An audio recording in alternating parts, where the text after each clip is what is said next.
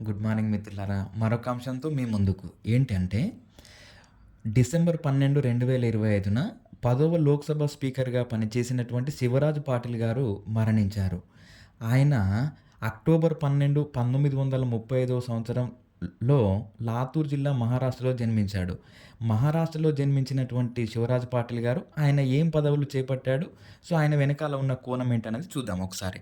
ఆయన 1991 నుంచి 1996 వరకు 10వ లోక్‌సభ స్పీకర్‌గా పనిచేశాడు. అప్పుడు మనకు ప్రధానమంత్రి పీవీఎన్ఆర్ గారు, పాములపర్తి వెంకట నరసింహారావు గారు. తర్వాత 2004 నుంచి 2008 మధ్య కేంద్ర హోంశాఖ మంత్రిగా పనిచేశాడు. అప్పుడు ప్రధానమంత్రి మన్మోహన్ సింగ్ ఉన్నారు.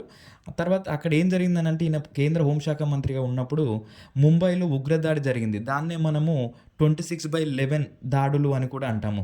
ఈ దాడులకు నైతిక బాధ్యత వహిస్తూ ఆయన తనంతట తానే స్వయంగా రాజీనామా చేసినటువంటి గొప్ప వ్యక్తి. తర్వాత 2010 నుంచి 15 పంజాబ్ గవర్నర్‌గా, ఈ పంజాబ్ గవర్నర్‌గా ఉన్న వ్యక్తి చండీగఢ్ అడ్మినిస్ట్రేటర్‌గా కూడా పనిచేశాడు. ఇటీవల కాలంలో కేంద్ర ప్రభుత్వం చండీగఢ్‌ను మొత్తంగా కూడా చేతిలోకి తీసుకోవాలని ప్రయత్నిస్తే పంజాబ్ ప్రభుత్వం వ్యతిరేకించి దాని మీద ఏముంది, ఏం జరిగిందనే విషయాన్ని నేను మీకు మరొక వీడియోలో అప్డేట్ ఇస్తాను.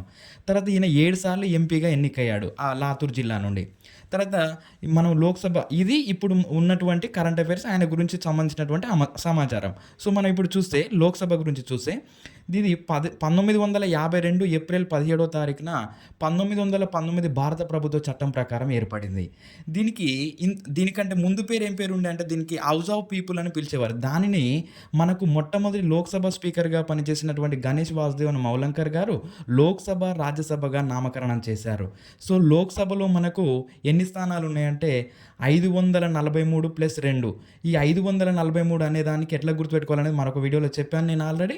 సో, ఈ 2 అనే స్థానాలను ఇద్దరు ఆంగ్లో ఇండియన్లను రాష్ట్రపతి గారు లోక్‌సభకు నామినేట్ చేశాడు. దీనిని 2019 104 రాజ్యాంగ సవరణ ద్వారా తొలగించారు. మనకు రాజ్యసభ స్థానాలు భారతదేశంలో మొత్తం 245 ఉన్నాయి. సో, ఈ లోక్‌సభకు గల ఇతర పేర్లు ఏంటి అనంటే దిగువ సభ, లోక్‌సభ అని అంటారు.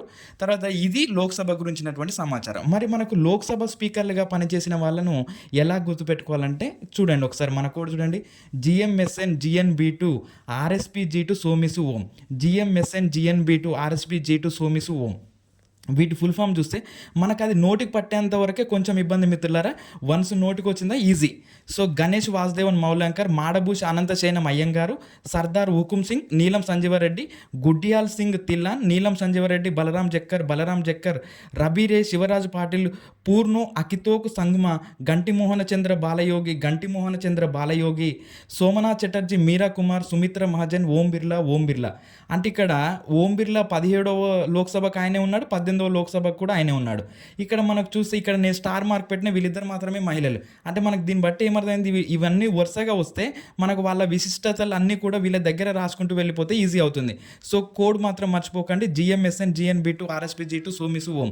అంటే ఇది ఒక్కటి గుర్తుపెట్టుకుంటే మనకు 18 లోక్సభ స్పీకర్లు గుర్తుంటారు. మిత్రులారా, మిమ్మల్ని నేను కోరుకునేది ఒకటి, మన వీడియోను లైక్ చేయండి, సబ్స్క్రైబ్ చేయండి, షేర్ చేయండి. మీరు చేసే సబ్స్క్రైబే నాకు ఎంతో ఎనర్జీగా ఉంటుందనే విషయాన్ని మర్చిపోకండి మిత్రులారా.